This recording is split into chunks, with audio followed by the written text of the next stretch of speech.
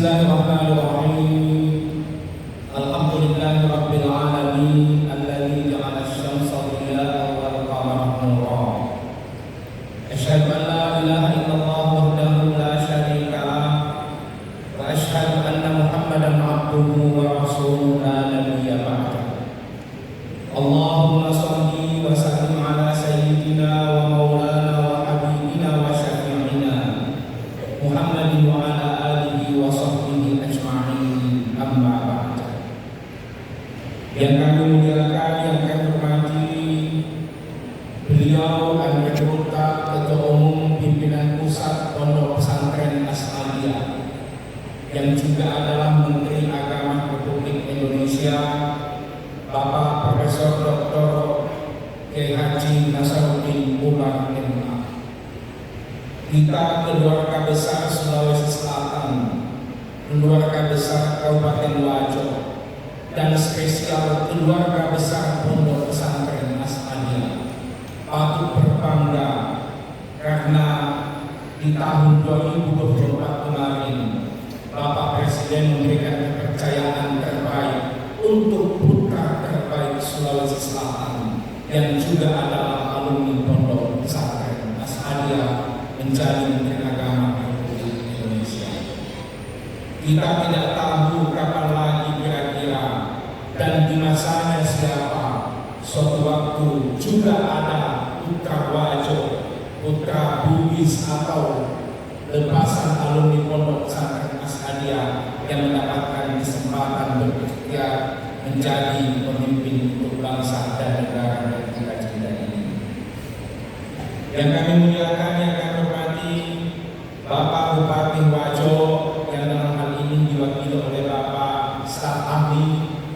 Yang kami muliakan, yang kami hormati, Gurunta Sekretaris Jenderal Pimpinan Pusat Pondok Pesantren As-Aliyah, Gurunta anggota Dewan Masyayikh, segenap jamaah sekalian, dan yang kami banggakan anak-anakku, para santri-santriwati terbaik Indonesia yang mendapatkan hidayah dari Allah, mendapatkan pembelajaran di Pondok Pesantren As-Aliyah.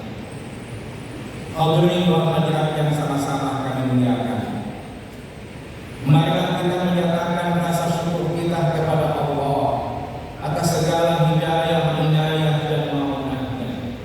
Kapan dan dimanapun kita senantiasa mendapatkan irsyad, taufik, hidayah dari Allah Subhanahu wa Ta'ala. Allah memerintahkan kepada kita untuk sholat, tetapi Allah tidak pernah sholat. Allah memerintahkan kepada kita untuk berzakat, pun Allah tidak pernah melakukan zakat itu. Allah memerintahkan kepada kita untuk berhaji, pun Allah tidak pernah melakukan haji. Demikian juga dengan ibadah-ibadah yang lainnya. Tetapi ada satu hal yang Allah perintahkan kepada segenap hamba-Nya, tetapi yang pertama kali melakukannya adalah Allah. Apa itu? Bersalawat kepada junjungan Nabi Allah Muhammad SAW. Innallaha wa malaikatahu yusholluna 'alan nabi ya ayyuhalladzina amanu shallu 'alaihi wa sallimu taslima. Jamaah sekalian yang dimuliakan oleh Allah, di penghujung meninggalnya pamannya Rasulullah SAW yang bernama Abu Thalib. Abu Thalib itu adalah adiknya Abdullah, bapaknya Rasulullah.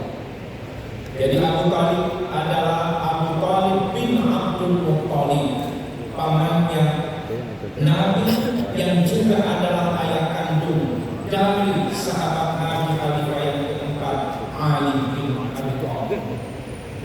Di penghujung meninggalnya dituntun oleh Nabi untuk melafazkan syahadat. Pamanku, ucapkan syahadat, engkau adalah sosok yang berjasa bagi perkembangan dan perkembangan Islam. Tetapi apa yang terjadi? Hanya pilih-pilih mulanya Abu Thalib tidak mampu untuk mengucapkan syahadat. Dituntun oleh Nabi, pamanku, engkau adalah sosok yang sungguh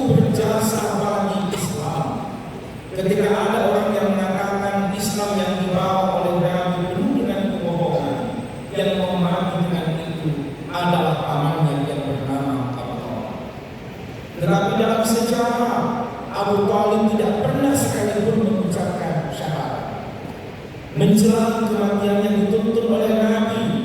Anggurku, apa ada nih kasih kalimat syahadat? Insya Allah akan dijamin pamanku masuk ke dalam surga.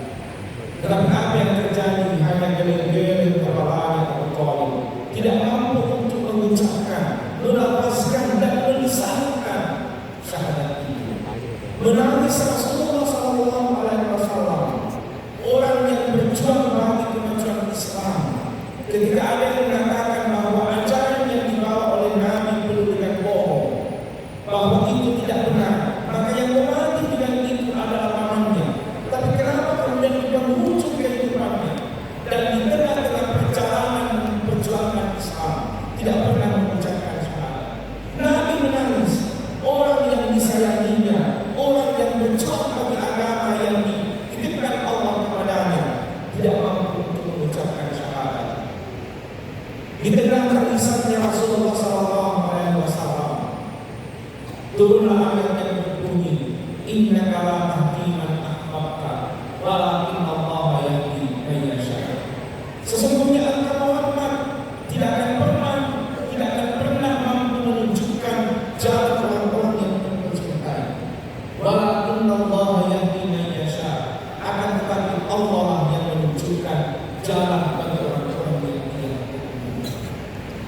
Itu bermakna jamaah sekalian bahwa beriman adalah hidayah dari Allah SWT. Dan itu juga kunci seperti apa yang dilakukan diucapkan oleh Nabi. Ucapkan pamanku syahadat, akan dijamin pamanku masuk ke dalam surga. Bahwa siapapun asalkan suatu waktu pernah mengucapkan syahadat, pasti ujung-ujungnya akan masuk ke dalam surga. Hanya didorong saja dulu masuk ke api berlupa-lupa, lalu setelah itu campur amalannya, lalu kemudian etanono surga, campur dosa. Nah, oleh karena itu jamaah sekalian, anak-anakku semuanya, Allah itu tidak pernah tega ketika menuntut dosa hamba-hamba. Makanya Tuhan menciptakan banyak keringanan dalam melakukan amal ibadah. Tetapi kemudian Allah sungguh mensuruhkan dan mensukarkan orang untuk melakukan kebaikan. Orang yang mau mencuri harus jalan pelan-pelan, datang di tempat yang gelap, mencari obeng, mencari banyak peralatan untuk mencuri rumah orang, melakukan kejahatan, teramat susah, tetapi banyak yang mau.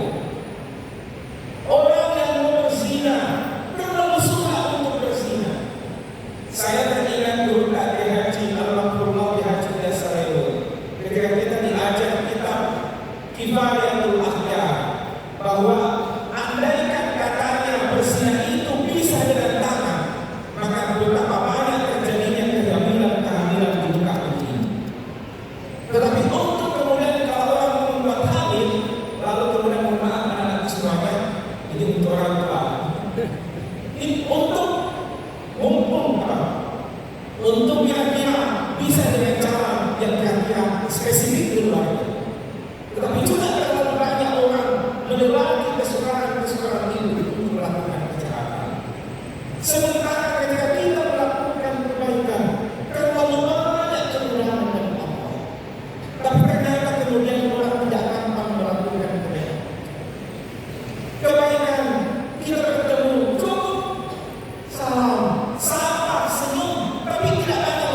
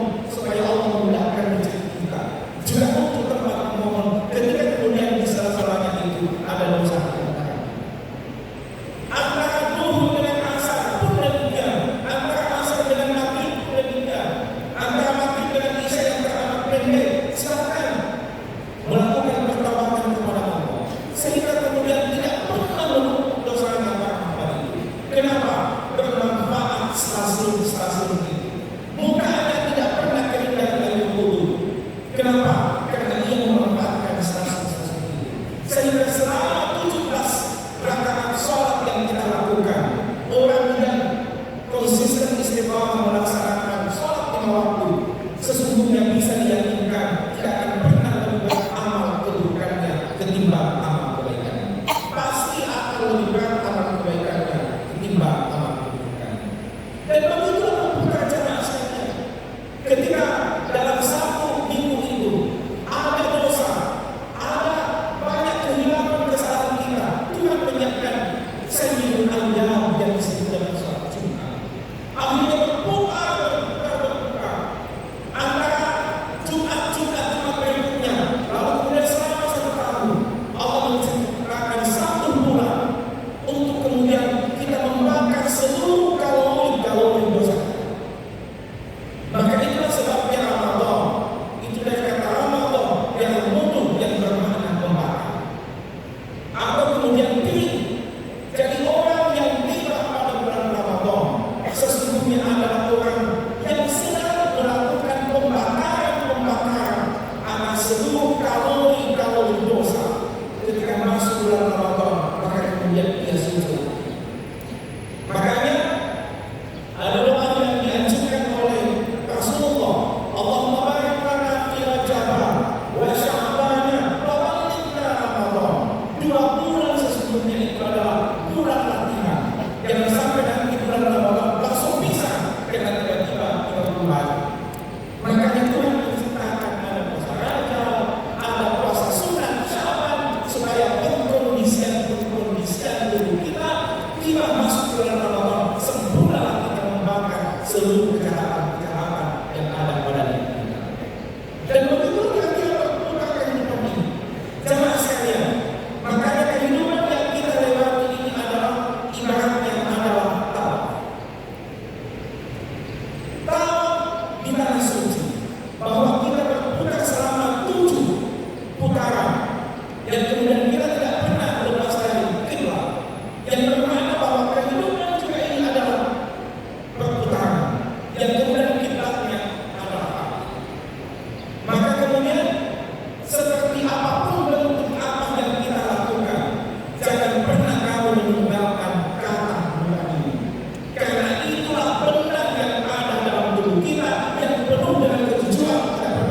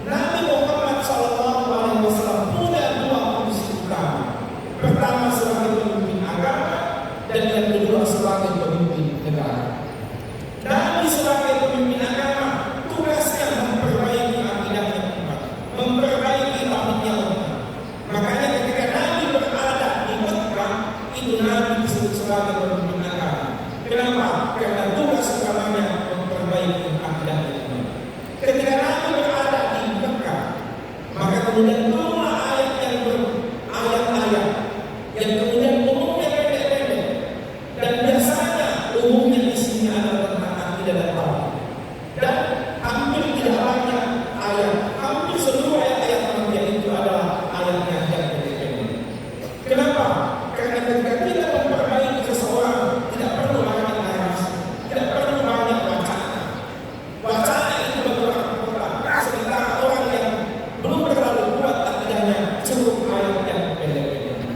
Makanya Allahu Akbar, Allahu Samad, lam yalid wa lam yulad, pendek-pendek ayatnya.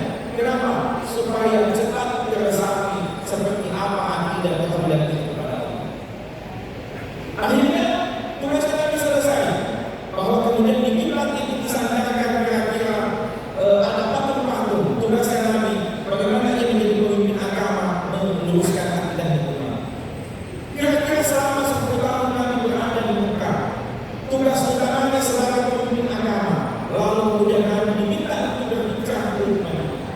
Perjalanan dari Mekah menuju Madinah itu kira-kira kurang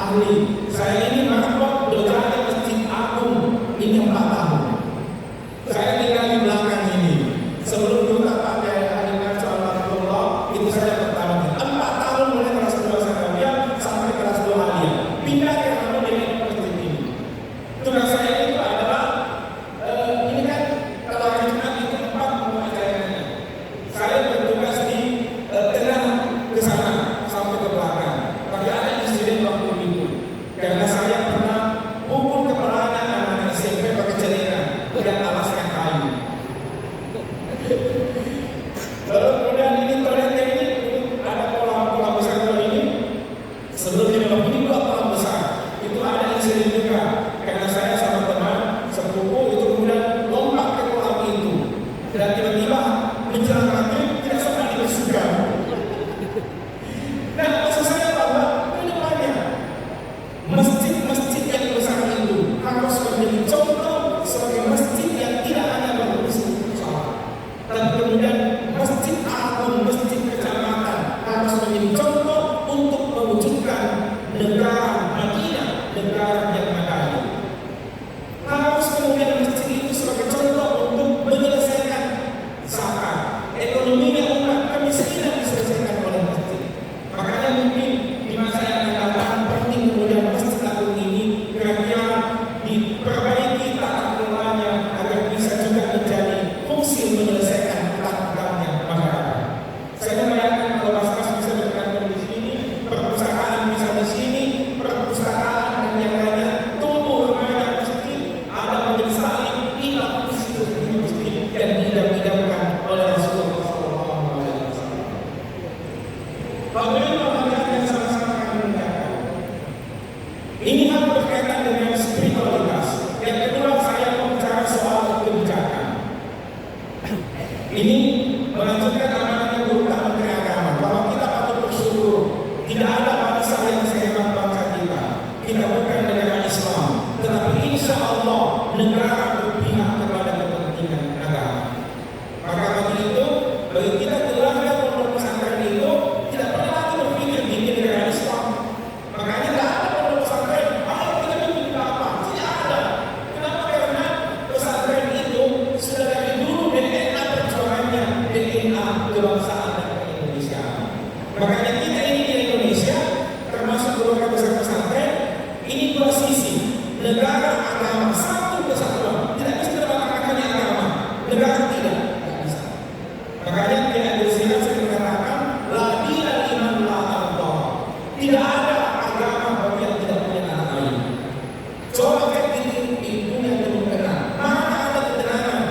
Tapi kita di Indonesia terlalu pihak di Indonesia. Kalau kita ke luar negeri, di Pakistan apa itu sekalian, di Afghanistan lebih parah lagi. Ada ibu-ibu, ada gratis dan ibu-ibu yang kemudian terbiasa menyanyikan lagu-lagu kerakyatan, lagu-lagu tradisional, lalu kemudian dipotong lehernya oleh Italia. Kenapa? Karena menurutnya itu adalah lagu yang tepat. Bagi kita keluarga besar pesantren ini tidak pernah berpikir kita menjadi Islam. Makanya ketika berkumpul keluarga besar pesantren tahun 1935 bertemu tokoh-tokoh dan tokoh ulama di pesantren yang ada di Banjarmasin 1935. Itu salah satu keputusannya bukan waktu itu Nusantara bukan negeri yang Darul Islam, tapi Nusantara negeri yang Darul Islam. Indonesia Nusantara bukan negara agama Darul Islam, tetapi Nusantara negeri yang Darul Islam, negeri yang penuh dengan kedamaian. Pada waktu itu kita belum merdeka, tetapi rumusannya para ulama terdahulu dan inilah kira-kira perjuangannya pesantren.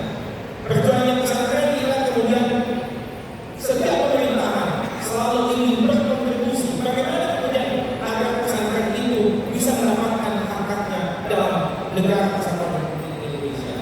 Termasuk kira-kira Kabupaten Bajo, seperti apa perda tentang pesantren, apakah sudah ada atau belum? Kalau belum ada segera diperjuangkan, karena sudah ada Undang-Undang Nomor 18 Tahun 2019. Lalu tahun 1945, kemudian kita sudah merdeka, tapi kemudian kemerdekaan yang kita proklamirkan diancam oleh Inggris. Lalu kemudian berkumpul para ulama di pondok pesantren. Salah satu rumusan pertemuannya para ulama bahwa waktu itu terkait tentara Inggris sudah masuk ke Surabaya. Para ulama mengatakan siapapun yang tinggal di radius 90 km dari pusat peperangan Surabaya, anak-anak, remaja, dewasa, laki-laki, perempuan harus keluar membela tanah air. Yang kemudian resolusi jalan itulah yang menjadi pembangkit lahirnya hari sana. Tanggal 27 Oktober 1945. Coba lihat perjuangannya para ulama terdahulu. 1945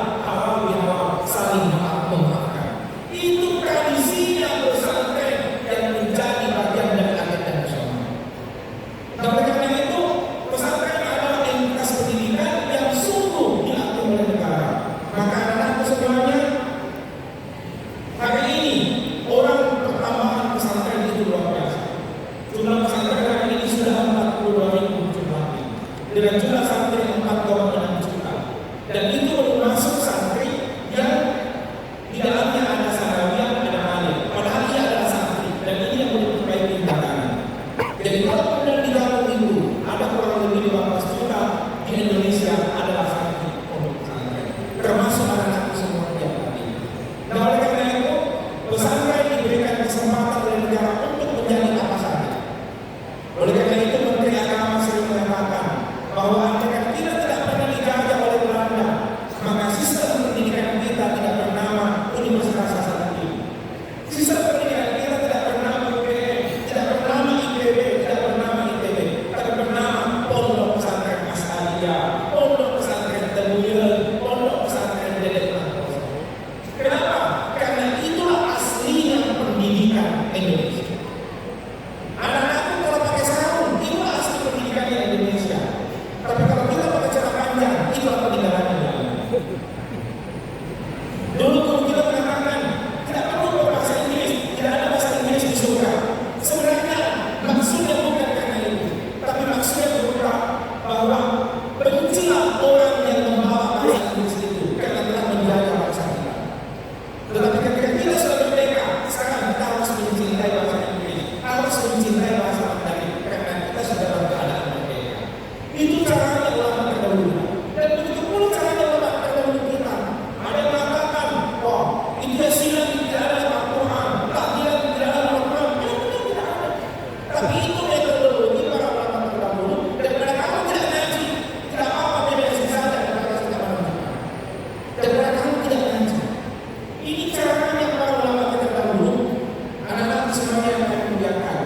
Kalau kita membaca sebuah negara, di setiap negara mungkin ada bangunan yang monumental, seperti Candi Borobudur.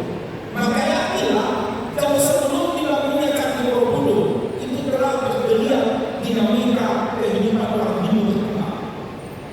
Pun demikian, kenapa ada Masjid Agung yang gede ini? Itu artinya ratusan tahun di tanah Raja orang sudah menjadi bagian dari Islam. Lalu pelan-pelan menyesuaikan dengan keadaan, akhirnya membangun masjid yang besar. Itu artinya bahwa jauh lebih duluan datangnya Hindu dan Buddha ketimbang Islam. Tapi kenapa kemudian bisa terbalik dan banyak Muslim? Karena caranya para ulama terdahulu berdakwah itu penuh dengan rahmah, mengadopsi kultur terhadap kebudayaan, mengadopsi kebudayaan. Ada apa rasanya mempergi ke tanah suci, lalu kemudian harus ada 7 macam kue, lalu kemudian ada yang mengajar apa rasanya dari dunia pelok. Persaudaraan itu adalah tradisi pondok pesantren. Dan oleh karena itu negara hari ini mengapresiasi pondok pesantren. Dan alhamdulillah di Indonesia Timur adalah yang terbanyak pondok pesantren yang adalah Sulawesi Selatan. Itu kenapa? Karena kulturnya kita adalah kultur penuh dengan keagamaan. Kemudian yang kedua penting kami sampaikan kepada anak semua, mungkin juga Pak staf ahli, adalah soal MTQ, makan bergizi gratis. Ini MTQ insya Allah nanti pada akhirnya anak akan mendapatkan MTQ itu. Karena memang periode Januari sampai dengan April itu hanya ada 3 juta anak Indonesia yang akan mendapatkan makan bergizi gratis itu. 3 juta itu di dalamnya ada santri, ada siswa, ada ibu hamil, dan juga ada balita. Nah, tapi setelah itu semoga tahun 2026 kira-kira 89 juta siswa santri di dalamnya itu sudah bisa mendapatkan makan bergizi gratis. Artinya kalau makan bergizi gratis dilakukan oleh negara satu kali makan siang, maka kemudian di pondok pesantren juga sudah harus dibangun bayarannya. Karena sudah dilakukan oleh negara satu kali makan gratis. Satu anak itu nilainya 15.000, 10.000 untuk nilai makanannya, sementara 5.000 adalah untuk nilai sewa mobilnya, untuk membayar yang memasak dan sebagainya. Sehingga totalnya adalah 15.000. Ini adalah programnya Bapak Presiden kita yang luar biasa untuk menjamin masa depannya anak kita yang bergizi, akhirnya kemudian lahir anak-anak Indonesia yang maju. Kemudian yang kedua ingin kami sampaikan, dari tadi pagi kita mendiskusikan ada kurikulum cinta. Jadi banyak orang ini adalah gagasan murni dari Dosa Menteri Agama tentang hukum cinta. Apa itu? Bahwa agama itu kan sebenarnya berdasarkan atas kasih sayang, saling menghormati, saling menyayangi. Tetapi kenapa di antara umat itu saling menjelek-jelekan, saling bunuh-bunuhan, saling memotong? Padahal agama itu adalah agama yang penuh dengan cinta. Maka kemudian kita berharap bahwa kurikulum yang dilahirkan nanti adalah paling tidak akan terbangun tidak persaudaraan. Pertama, ukhuwah Islamiyah, kita bersaudara karena sama-sama Islam. Yang kedua, ukhuwah wataniyah, kita saling mencintai, saling menyayangi sebagai sesama anak bangsa. Kemudian yang ketiga, ukhuwah Islamiyah, kita bersaudara, kita saling menyayangi karena kita sama-sama anak manusia, apapun sukunya, apapun rasnya. Ini kira-kira momentum-momentum kita yang sekarang oleh Kementerian Agama sedang disiapkan. Oleh karena itu, pada dan saya kira pesantren adalah lembaga yang kira-kira dari awal sudah memperkenalkan perbedaan-perbedaan itu. Di pondok pesantren ada yang berasal dari Palu, ada yang berasal dari Manado, ada yang berasal dari profesi-profesi yang lain, dan hidup cukup lama bersama-sama di pondok pesantren.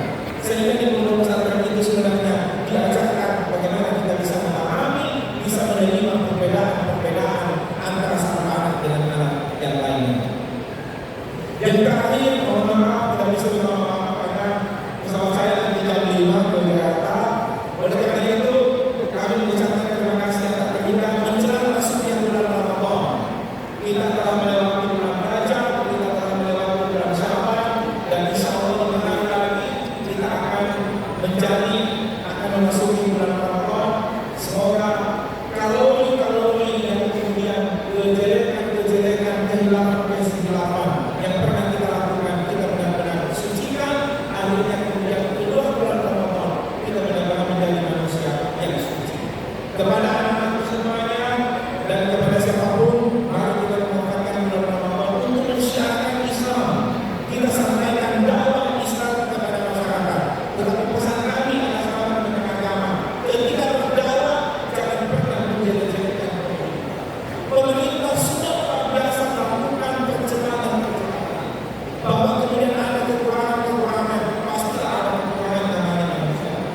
Oleh karena itu, anak-anak kalau benar di sebuah KKP, jangan sembarangan memposting hal-hal yang kira-kira bisa mencelakakan masa depan. Satu kali kalian memposting hal-hal yang negatif, tidak akan pernah terhapus walaupun kenyataannya sudah.